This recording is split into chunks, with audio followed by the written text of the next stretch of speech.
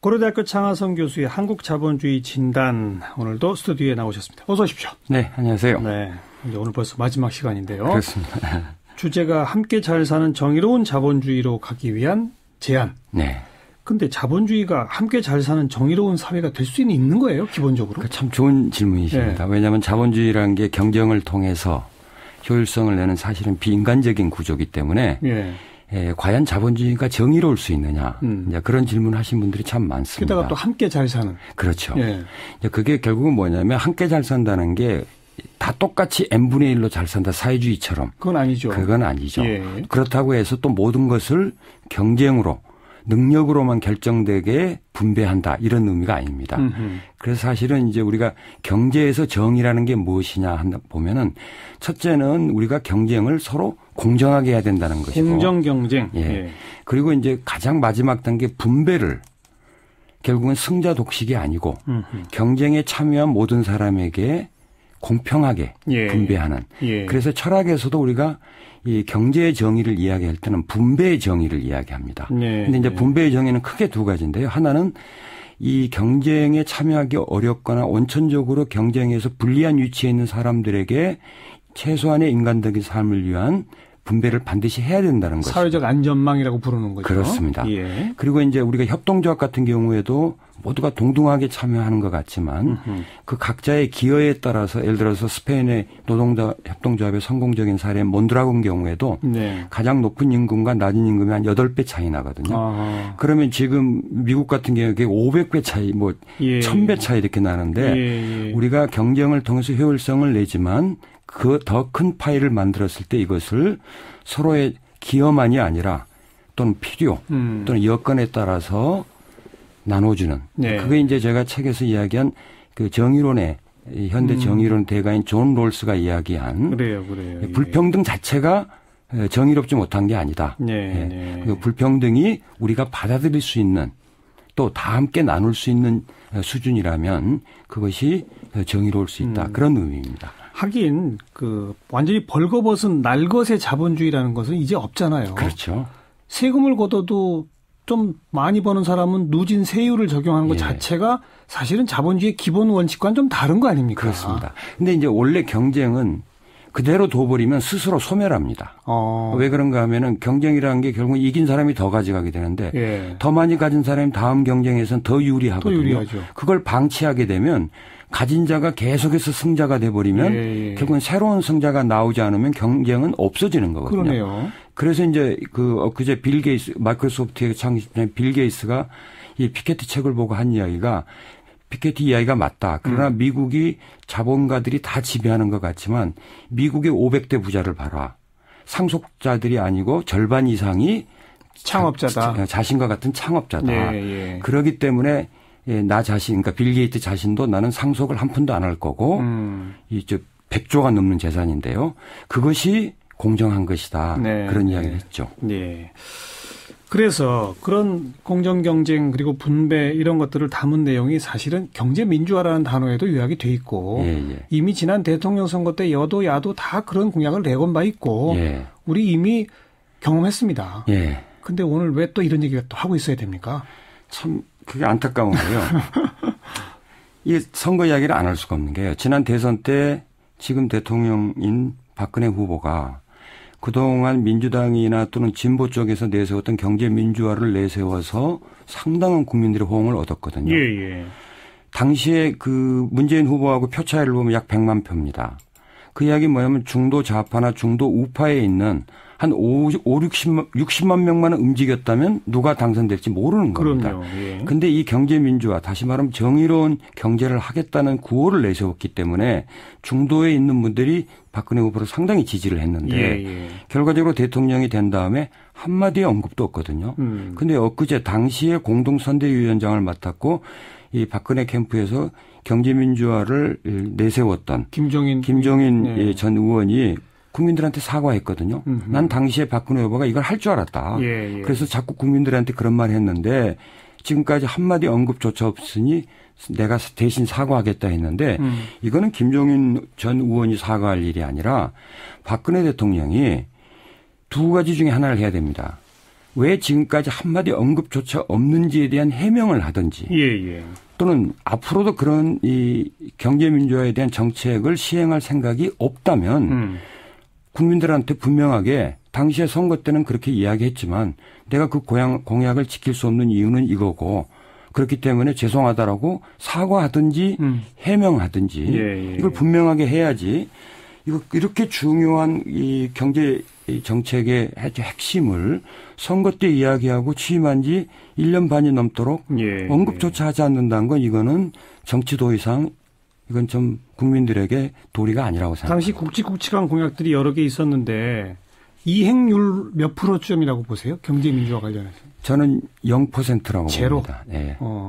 최근에 이제 이 재경 장관이 여러 가지 기재부 장관이 몇 가지 최경환 장관이 정책을 내놨지만 뭐 그중에 경제민주화의 딱 핵심이 되는 재벌 문제랄지 공정경쟁 문제랄지 또는 공정한 분배의 문제에 있어서는 뭐 전혀 저는 진척이 없다. 진척이 없다. 그러니까 봅니다.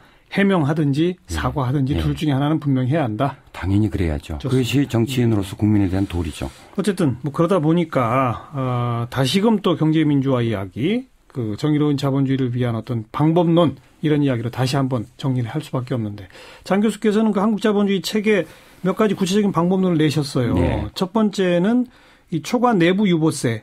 이건 최경환 부총리도 제시한 바 있는 그거죠? 예. 그런데 이제 문제는 최 장관이 제시한 내용을 분석해 보면 실질적인 효과가 없습니다. 그 전에 우선 이것이 왜 중요한지부터. 왜 중요하냐면요. 우리 국민의 절대다수 99.9%는 임금을 받아서 근로소득으로 먹고 삽니다. 결국은 뭐 피케티가 말한 미국이나 유럽처럼 이자나 배당받은 재산소득이 아니거든요. 그 이야기는 원천적인 분배는 임금 분배입니다. 그럼 임금이란 건 어디서 나오는 거냐면 기업이 번 이익이나 부가가치에서 나오는데 지난 한 15년 동안에 이 임금으로 그러니까 노동소득으로 분배한 비율이 1998년 외환위기 직후에 약 한 80.4%였는데 2012년에 보면 이게 68%입니다. 뚝 떨어졌군요. 12.3%포인트니까 이건 어마어마하게 떨어진 겁니다. 근데 이게 갑자기 떨어진 게 아니라 지속적으로 떨어졌거든요. 결국은 임금으로 분배되는 몫이 계속적으로 줄어들고 있기 때문에 국민들의 삶이 나을 수가 없습니다. 그리고 이제 투자로 성장을 견인할 그런 시대는 지났기 때문에 결국은 소비가 늘지 않고는 경제 성장도 할 수 없는데 이건 내수. 그렇죠. 그건 단순히 돈이 있어야 소비를 하죠. 그렇습니다. 그런데 문제는 임금이 늘지 않고 국민들의 이 외환위기 이후에만 하더라도 저축률이 약 가계저축률이 15%였는데 지금은 3.4%거든요. 더 이상 소비할래야 저축한 게 여유가 없는 구조입니다. 그렇기 때문에 이 초과 내부 유보세라는 건 기업이 만든 이익을 가장 중요한 임금을 통해서 분배를 해야 된다 하는 것입니다. 그러니까 임금 쪽으로 돌리기 위해서 압박하는 수단인 거죠, 그러니까. 그렇죠. 초과 내부 유보가 너무 많으면 세금을 물리겠다. 그렇죠. 그런데 최경환 부총리도 같은 발상이긴 한데 세율이 낮은 겁니까? 빠져나갈 구멍이 많은 겁니까? 빠져나갈 구멍이 많고요. 예를 들면은 지난 시간에 잠깐 언급을 했는데 우리나라에서 지금 이 이익이 제일 많은 상위 10개 기업 분석을 했더니 2개 기업만 여기에 해당되고 나머지는 세금을 안 내게 되거든요. 또 하나는 세율도 낮습니다. 10% 정도 매기겠다고 했는데. 그리고 또 이제 세 번째는 뭐냐면 이 초과 내부를 그러니까 내부 유보하기보다는 임금으로 지급하게 하는 또는 고용을 증대하게 하는 이 구체적인 방안이 다 빠져 있기 때문에 알겠습니다. 이 실효성을 거두기 어렵죠. 세율도 좀 강하게 매기고 그러면서 임금을 늘리거나 이렇게 하면은 또 고용 여건을 좋게 하면 좀 인센티브를 주고 뭐 이런 그게 사실은 핵심이 돼야 됩니다. 비정규직을 정규직으로 한달지 또는 이 하청업체에 대한 임금 격차를 줄이는 방안을 했을 때 혜택을 줘야 그렇죠. 가계소득이 늘어나는 거죠. 그러면은 그때는 이제 초과 유보가 좀 있다 하더라도 세율도 대폭 낮춰주고 막 이럴 수 있는 거죠. 아니면은 뭐 아예 세금을 매기지 않아도 됩니다. 또 하나가 비정규직 해소를 위해서 기간제 노동자 보호법을 만들어야 한다. 이건 어떻게 하자는 거죠, 구체적으로? 이미 기간제 노동자 보호법이 있는데 지금은 어떻게 되어 있냐면 어떤 사람이 2년간 일하면 정기적으로 자동으로 전환하게 되어 있습니다. 그러다 보니까 다 그냥 2년 되기 전에 다 해고를 해버립니다. 그렇죠. 또는 계약을 연장해 주지 않기 때문에 이거를 법을 잘못 만든 겁니다. 그러니까 일은 계속되는데 사람은 1년마다 또는 1년 반마다 계속 바꿔놓거든요. 예.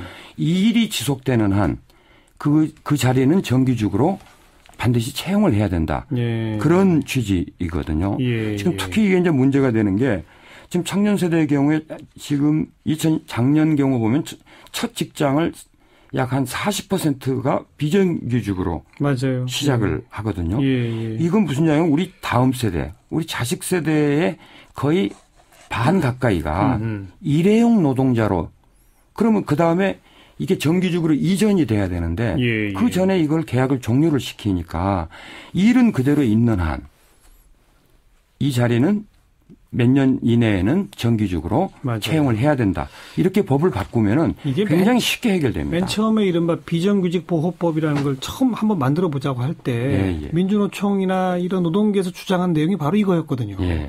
기간으로 보호하려고 하지 말고 일의 성격이 지속적이면 거기는 무조건 정규직 고용을 하도록 하자. 이런 내용을 했었는데 그게 관철이 안 됐죠. 근데 이제 왜 그런 반대 논리가 있었느냐면 자 어떤 일이 오래 지속될 것이냐를 어떻게 판단하냐. 그때 그런 주장들이 있었거든요. 자 지금 현재 시점에 와서 지난 10년을 되돌아봐서 비정규직으로 계속 썼던 일자리가 있을 거 아닙니까? 이제는 명확해졌습니다. 어떤 일자리가 데이터가 있죠. 데이터가 누적돼 있기 때문에 그런 논리로 반대할 수는 없을 겁니다.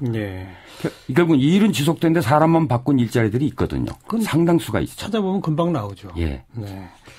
그리고 세 번째로 결국은 증세해야 한다. 이런 주장과 함께 소득세하고 법인세 얘기를 하셨어요. 그거 좀 설명해 주시죠. 지금 최근에 이제 서민 중산층 복지 재원으로 서민 중산층의 세금을 늘리겠다 이런 이야기를 했는데 그건 정말 긴급히 수혈이 필요한 중환자한테 옆에 있는 중환자 피를 뽑아서 수혈을 하겠다. 그 중환자를 살리기 위해서 중환자 피를 뽑겠다는 소리밖에 안 되는데요. 결국 크게 보면 두 가지입니다. 개인 소득세가 지금 연 1억 5천만 원 소득부터 최고 세율 38%입니다.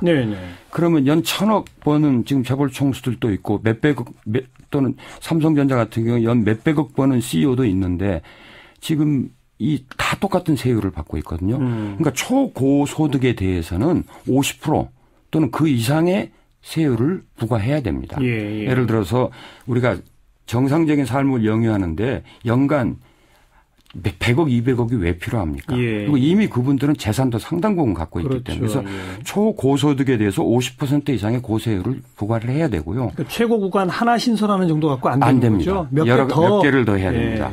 또 하나는 법인세 경우에도 지금 200억 이상이 최고세율 22%인데 지금 삼성전자는 작년 같은 경우 17조 이익을 냈는데 22%입니다. 그러면 뭐 중기업 정도 한 200억 낸 기업도 22%입니다. 그러니까 이 법인세도 구간을 높여서 아주 뭐 조 단위로 버는 또는 5천억 이렇게 이상 고소득 법인에 대해서는 전체를 다 그렇게 매기라는 게 아니라 그 제일 위의 한계 세율은 몇 개 더 하자는 거죠. 그렇습니다. 이것도. 지금 200억 이상인데 뭐 쉽게 500억, 1000억, 5천억, 1조 이렇게 만들면 어떨까 싶어요. 그렇습니다. 그런데 왜냐하면 지금 이 기업들이 일부 이거를 우리나라가 세금 부담이 많지 않냐 그런데 그렇지 않습니다. OECD 국가에서 법인세율도 중간 정도밖에 되지 않고요. 실제 삼성전자 실효세율 몇 번 말씀드렸지만 실제 삼성전자 같이 17조 이익을 낸 기업이 낸 세율이 한 5, 6%밖에 되지 않거든요. 그래서 이건 충분히 여유가 있는데 이거를 왜 저는 경제민주화를 내걸고 당선된 박근혜 대통령이 하지 않는지 이해가 안 됩니다. 그런데 지금 말씀하신 이런 초과 내부 유보세 또 그랬을 때 뭐 정규직 고용을 늘리고 뭐 하면 인센티브를 주는 거. 또 기간제 노동자 보호 이것도 법을 바꿔야 되는 거고. 그다음 바로 이 소득세, 법인세 같은 정세도 다 법을 바꿔야 되는 거고. 법을 바꾼다는 얘기는 국회가 해야 되는 거고. 국회가 한다는 얘기는 정치가 움직여야 된다는 거고. 결국 그러니까 정의로운 자본주의 만들려면 정치가 해야 되는 거죠. 그렇죠. 그러니까 두 가지입니다. 그러니까 행정부가 하겠다고 하면은 사실은 이 정당이 그거를 반대할 명분이 부족합니다. 근데 그러니까 법안 제안이라는 건 정당이 할 수도 있지만 정부가 할 수도 있는데 지금 정부가 그걸 주도적으로 하질 않고 있고 그러면은 또 정당이 이걸 해야 되는데 지금 사실은 대선 때는 다 새누리당이나 민주당이나 모두 서민 중상층을 위한다고 해놓고 구체적으로 이런 이 법안에 대해서는 지금 아무런 언급이 없거든요. 예, 예. 더더구나 사실은 새누리당이야 뭐 원래 보수 뭐 기득권을 대변한다고 한다 할지라도 예.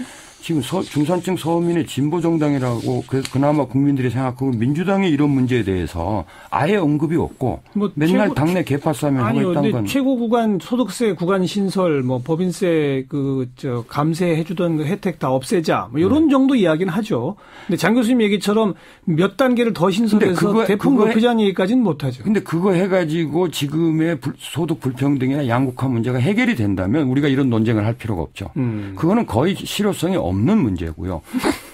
지금 전체 이 기업이 만들어낸 이익 중에서 기업이 거의 40%를 가져가고 노동자는 60%밖에 못 가져가는 예. 과거에는 80% 가져갔는데 예. 이 상황을 방치하고 있는 것 자체가 잘못된 거죠. 그게 그래 몇 가지 법안으로 될 일이 아닙니다. 왜 그렇다고 생각하세요? 새정치연합은 왜 이런 거를 과감하게 내세우지 못한다고 생각하세요? 결국은 저는 못하는 겁니까? 안 하는 겁니까? 한국에 이제 계층을 대변하는 정당이 없는 겁니다. 예. 그러니까 민주당이 분명하게 우리는 이러한 정체성을 가지고 있고 이러한 가치관을 추구하는 그리고 이러한 계층의 국민을 대변하는 정당이다 예. 하는 거를 명확하게 해야 되는데 선거 때만 그러고 지금 뭐 민주당이 그런 데는 관심조차 보이지 않는 것 같습니다. 말로는 근데 중산층과 서민을 위한 정당이라고 하지 않습니까? 그건 새누리당도 항시 그렇죠.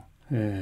민생 이야기. 대통령도 입만 열면 민생 이야기를 하죠. 그럼 결국은 지금 여당도 야당도 대기업과 재벌의 영향력 아래에서 자유로울 수 없다 이거 아닙니까? 간단히 말하면. 꼭 재벌이라고만 할 수는 없겠습니다만은 저는 기득권의 층으로부터 자유롭지 못하다 이렇게 생각을 하고요. 그거는 지금 정부나 지금 정당만이 아니라 정말 우리의 서민의 대통령이라고 우리가 참 좋아했던 노무현 대통령도 그랬습니다. 그랬죠. 그리고 이명박 대통령은 아예 내놓고 했었고. 참 이게 안타까운 현실이죠. 그런데 또 선거가 끝나고 나서 이렇게 사후 분석을 해보면요. 가난하신 분들이 더 보수적인 정당을 막 찍어요. 예. 이런 건 어떻게 생각해야 됩니까? 그거 이제 결국은 이 정치학에서는 그걸 이제 계급 배반 투표라고 합니다. 그런데 우리 국민들이 한번 그런 생각을 해보셔야 됩니다.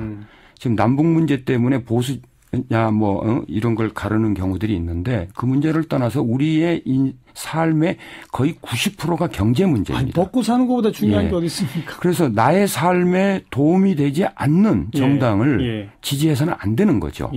그래서 결국은 선거 때 내 계층의 이익이 되는 정당을 선택하고 후보를 선택하는 소위 말하는 계급 투표를 해야 되는 겁니다. 그러려면 뭘 좀 알아야죠. 그렇죠. 경제정책 차이 같은 것도 좀 알아야 그래서 되고. 지금 선거법에서 후보나 정당의 공약이나 이거에 대해서 시민단체나 시민이 구체적으로 의견 표명하는 걸 너무 제약하고 있는 걸 이거를 좀 개정을 해야 됩니다.